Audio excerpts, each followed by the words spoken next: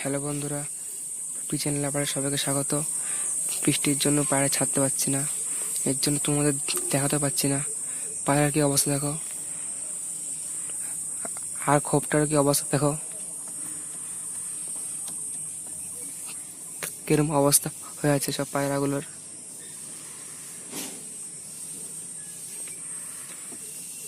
ছাদের কি অবস্থা দেখো, ছাদের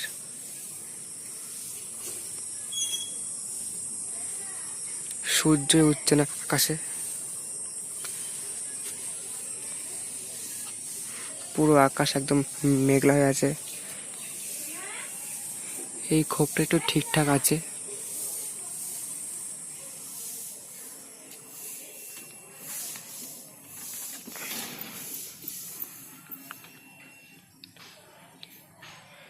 এই খাটটালটা একটু অবস্থা খারাপ।